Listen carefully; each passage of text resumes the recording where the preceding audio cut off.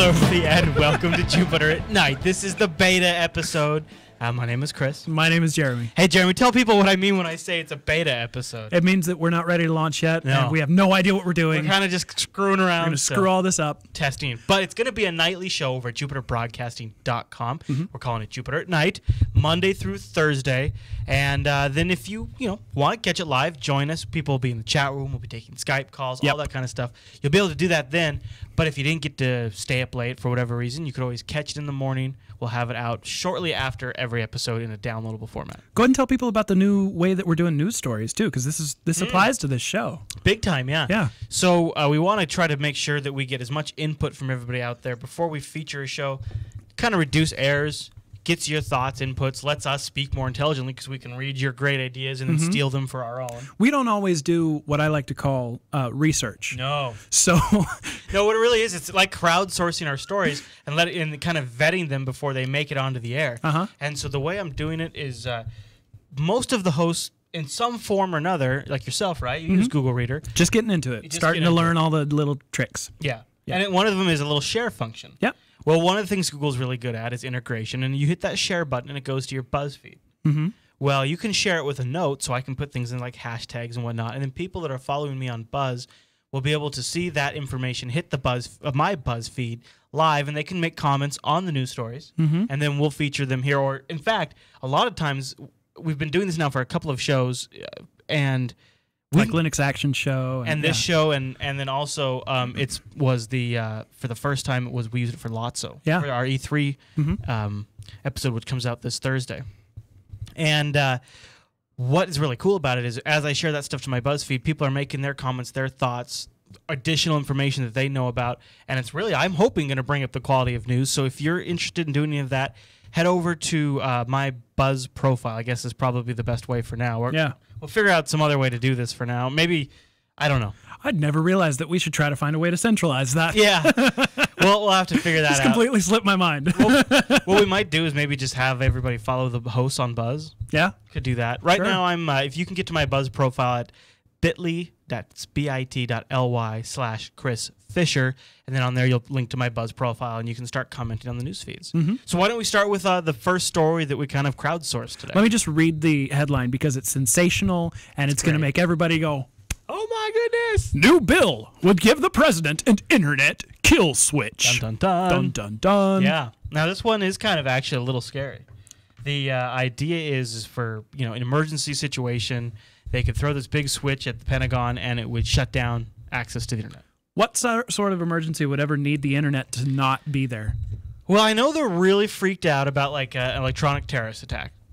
I know that's like a really big thing for like the government. So like some sort of virusy worm thing like you see in the movies? Yeah, or some sort of massive compromise. Or what if we found out that the Chinese hackers who got the Google source code were able to crack they're good.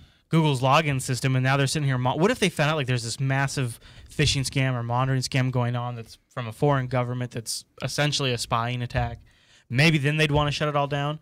But to me, it just seems so scary because there's so much business being done online now. And it's such a key informational tool. Yeah, imagine how many billions of dollars would be lost for every 1 minute that the internet was turned off.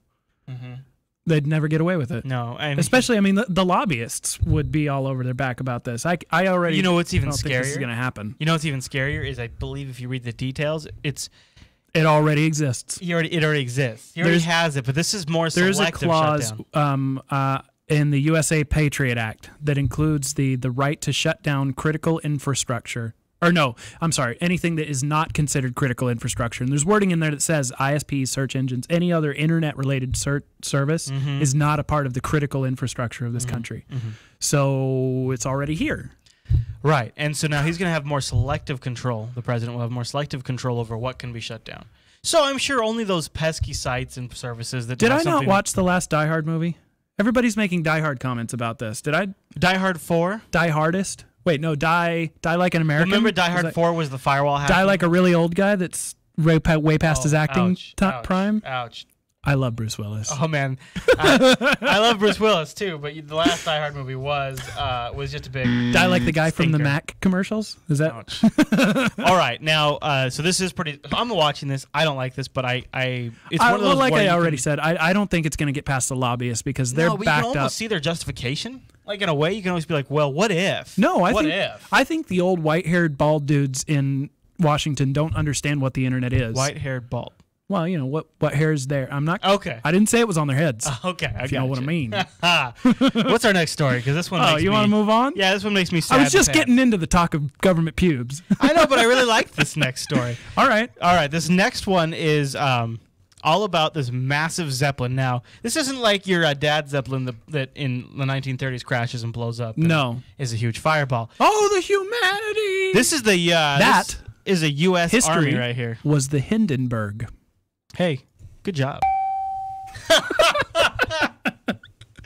So tell people, Jeremy, about the colossal. Actually, I didn't read this article all that closely, but it looks like it's a gigantic blimp.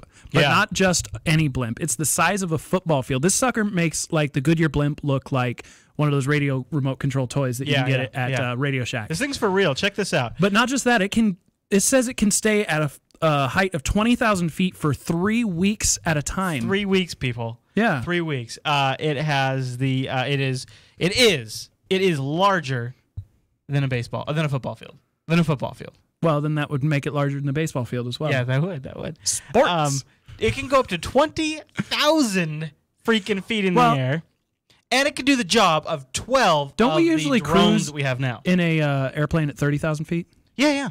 So this isn't quite that high, but still for 3 weeks. Oh yeah, because airplanes hang there for 3 weeks.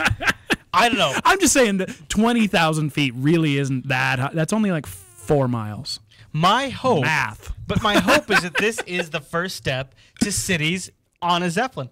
I mean, first of all. Somebody in the chat room said this is Final Fantasy's airship. Right? And would you not totally travel this way? Oh, yeah. Oh, have you ever been in a Zeppelin, actually? No. Can you be in Zeppelins? Yeah, you can take. That's a thing you can do? They're usually like sightseeing trips and stuff like that. And frequently in Europe. There's one in San Francisco, though, that you can take a tour of the whole city. It costs like $800. It's ridiculous. But they are whisper quiet. You can't even hear a dang thing. And it's kind of like. Have you ever been in a hot air balloon? No. Well, look at you, Mr. Aviation over here. Mr. Aviator. I like to fly. Jeez. Leonardo DiCaprio over here. And then the other thing, I will say this before we go on. I love like Indiana Jones when he's riding the Zeppelin. Yeah, and, no ticket. Of course, Sky Captain in the World of Tomorrow, or whatever it is, where that's all up. Angelina Jolie has I saw face that, and I didn't see Die Hard. Yeah, well, not very good. One had Angelina Jolie in it, so there's an excuse. I dig the retro style of that movie, though. Really, that's probably steampunk kind of thing going on. Mm-hmm. Yeah, so this thing looks really cool. I didn't see the price, but the first one. Well, it's government. Yeah, it's free. It's branded with the U.S. Army, so it probably cost about $8 bajillion. The first one's supposed to go in the air 10 months from now. Yeah, but when you've got 3 weeks in the air and this thing is. It's kind of like a low altitude. It's kind of like a low altitude satellite, really. Yeah, don't you think? Well, they were talking in here about the. Maybe we've got so many satellites out there that we ran out of space. What they actually this is a quote from the project manager. All right. Basically, what we see it as is an unblinking eye.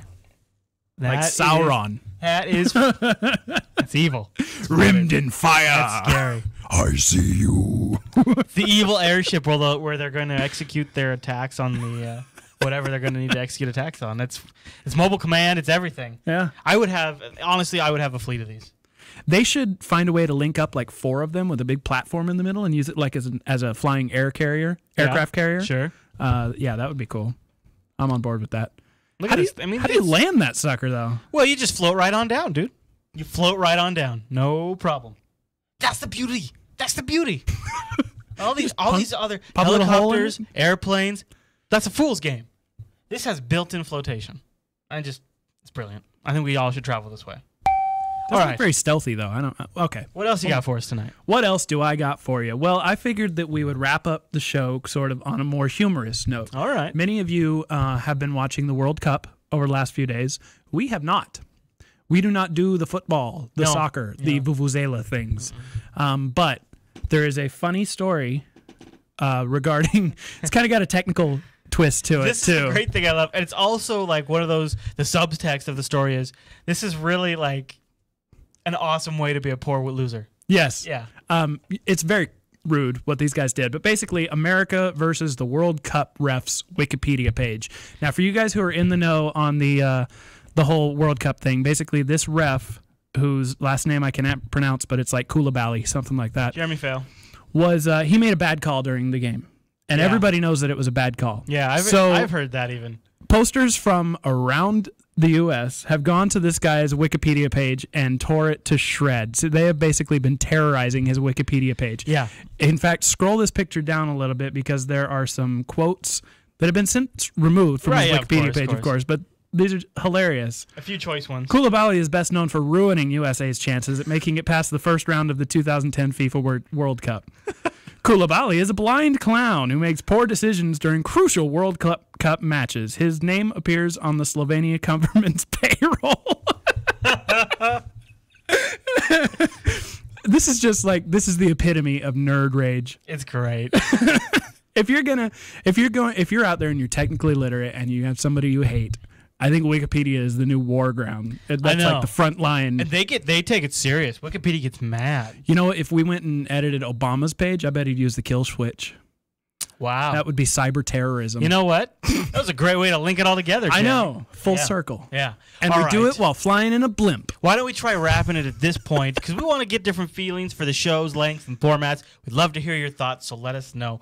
Right now, probably the best way is over on the Twitter, right? Yes. And go over to twitter.com/ChrisLAS. Or twitter.com/JBJeremy. Mm-hmm. And we've got the Facebook page, another great place. You can also go to JupiterColony.com. There's a forum in there. That is the best place. In fact, we just made a Jupiter Nite section in there. Yeah. So if you've got ideas, we're also open to getting guests on the show. If you've got suggestions, any other things to help kind of contribute to the show, because the nightly show is a major task. Yes. So all that kind of stuff is appreciated, and do that over at the forum. In fact, this is a really great idea. If you see like a story that we put on our Buzz thing and you have a lot to say about it, let us know that you'd like to call in for Skype or something. Oh, and do like a guest spot. Yeah.